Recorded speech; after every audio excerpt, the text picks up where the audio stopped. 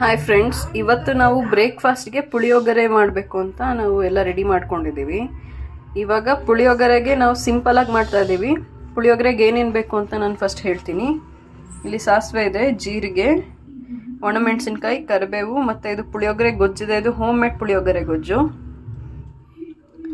ಇಲ್ಲಿ ಒಗ್ಗರಣೆಗೆ ಸ್ವಲ್ಪ ಕಡಲೆಬೇಳೆ, ಕಡಲೆ ಬೀಜ ಮತ್ತು ಒಂದು ಸ್ವಲ್ಪ ಉದ್ದಿನಕಾಳು ಹಾಕ್ಕೊಂಡಿದ್ದೀನಿ. ಮತ್ತೆ ಇಲ್ಲಿ ಒಂದು ಸ್ವಲ್ಪ ರೈಸ್ ತಗೊಂಡು ಬಿಸಿ ಅನ್ನ ಇದೆ. ಇದು ಬಿಸಿನ ಅನ್ನ ಒಂದು ಸ್ವಲ್ಪ ಒಣಗಿದ್ರೆ ಅದು ಉಡಿ ಉಡಿ ಆಗುತ್ತೆ ಅಂತ ಇಲ್ಲಿ ಒಂದು ಪಾತ್ರೆಗೆ ಹಾಕೊಂಡು ಇಟ್ಕೊಂಡಿದ್ದೀನಿ ನಾನು ಬೇಸನ್ಗೆ. ಫ್ರೆಂಡ್ಸ್, ಇವಾಗ ನಾನು ಇಲ್ಲಿ ಪಾತ್ರೆಯಲ್ಲಿ 2 ಟೇಬಲ್ ಸ್ಪೂನ್ ಆಗೋಷ್ಟು ಆಯಿಲ್ ಹಾಕೊಂಡಿದ್ದೀನಿ.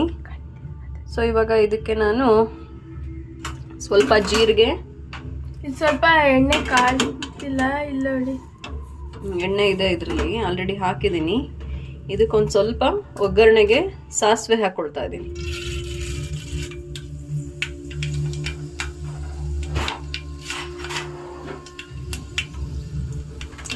ಆಮೇಲೆ ಸ್ವಲ್ಪ ಜೀರಿಗೆ, ಜಾಸ್ತಿ ಜೀರಿಗೆ ಹಾಕಕ್ಕೆ ಹೋಗ್ಬೇಡಿ, ಸ್ವಲ್ಪ ಹಾಕಿ ಜೀರಿಗೆ. ಸ್ವಲ್ಪ ಫ್ರೈ ಮಾಡ್ಕೊಳ್ಳಿ, ದೂರ ನಿಂತ್ಕೊಳ್ಳಿ, ಸುಮ್ಮನೆ ಮಾಡ್ಕೊತೀವಿ.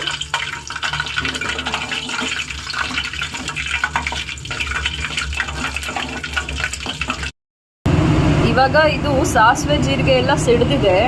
ನಾನು ಇವಾಗ ಇದಕ್ಕೆ ಕಡಲೆ ಬೀಜ ಹಾಕೊಳ್ತಾ ಇದ್ದೀನಿ.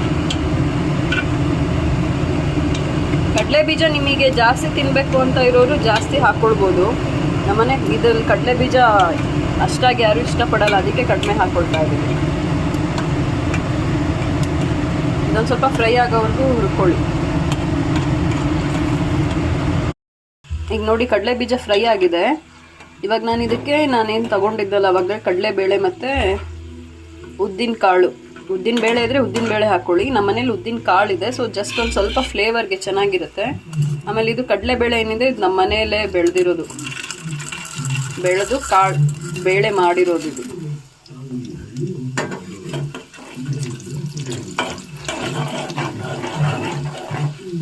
ಇದೊಂದು ಸ್ವಲ್ಪ ಫ್ರೈ ಆಗಲಿ. ಕಡಲೆಬೇಳೆ ಎಲ್ಲ ಒಂದು ಸ್ವಲ್ಪ ಕೆಂಪಗೆ ಫ್ರೈ ಆಗಿದೆ. ಇವಾಗ ನಾನು ಇದಕ್ಕೆ ಕರಿಬೇವು ಮತ್ತು ಒಣಮೆಣಸಿನ್ಕಾಯಿನ ಹಾಕ್ಕೊಳ್ತಾ ಇದ್ದೀನಿ.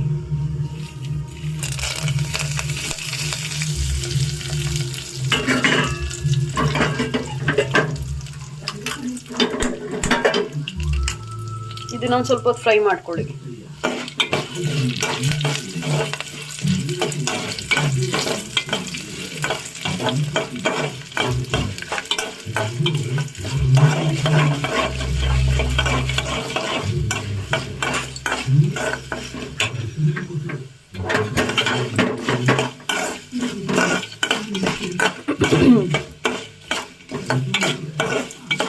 ನೋಡಿ, ಮೆಣಸಿನ್ಕಾಯಿ ಕರಿಬೇವೆಲ್ಲ ಇವಾಗ ಒಂದು ಸ್ವಲ್ಪ ಫ್ರೈ ಆಗಿದೆ.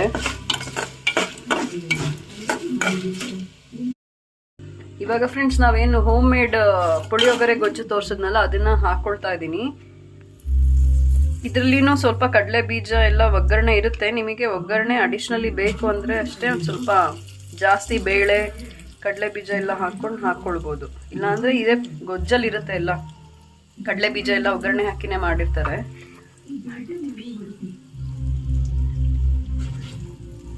ಸೊ ಇದನ್ನ ಇವಾಗ ಈ ಆಯಿಲಲ್ಲಿ ಒಂದು ಸ್ವಲ್ಪ ಚೆನ್ನಾಗಿ ಫ್ರೈ ಮಾಡಿಕೊಂಡ್ರೆ ಅದು ಮೆತ್ತಗಾಗುತ್ತೆ.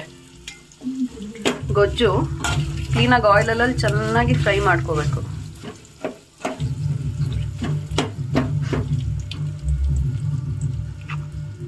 ನೋಡಿ, ಇಷ್ಟು ಹಾಕ್ಕೊಂಡಿದ್ದೀನಿ. ಇವಾಗ ಇದೊಂದು ಸ್ವಲ್ಪ ಗೊಜ್ಜೆಲ್ಲ ಮೆತ್ತಗಾಗೋಂಗೆ ಬಿಸಿ ಮಾಡಿದಾಗ ಗೊಜ್ಜು ಎಲ್ಲ ಮೆತ್ತಗಾಗುತ್ತೆ.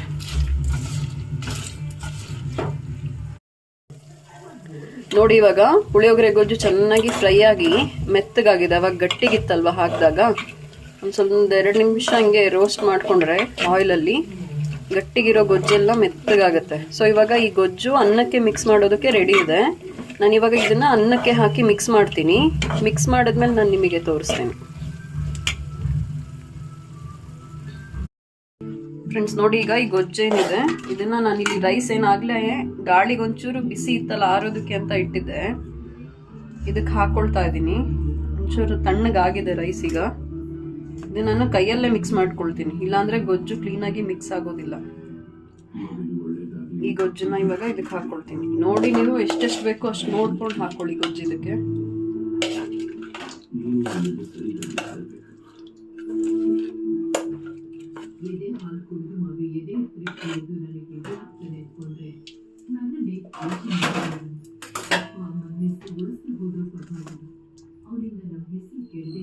ಗೊಜ್ಜು ಸ್ವಲ್ಪ ಬಿಸಿ ಇರುತ್ತೆ, ನೋಡ್ಕೊಂಡು ಮಿಕ್ಸ್ ಮಾಡ್ಕೊಳ್ಳಿ.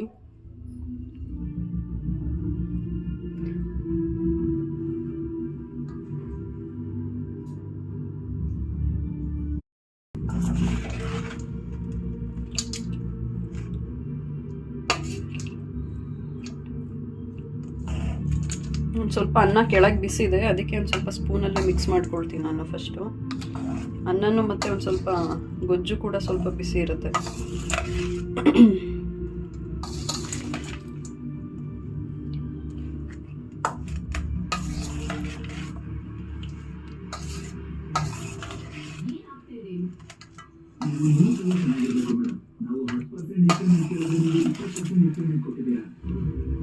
ನಾನೀಗ ಇದನ್ನು ಕೈಯಲ್ಲೇ ಮಿಕ್ಸ್ ಮಾಡ್ಕೊಳ್ತೀನಿ.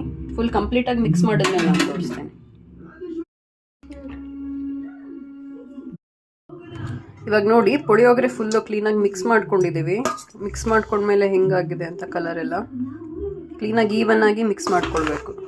ಸೊ ಇವಾಗ ಪುಳಿಯೋಗರೆ ತಿನ್ನೋದಕ್ಕೆ ರೆಡಿ ಇದೆ. ಇಷ್ಟೇ ಸಿಂಪಲ್ ಆಗಿರೋ ಪುಳಿಯೋಗರೆ ರೆಸಿಪಿ.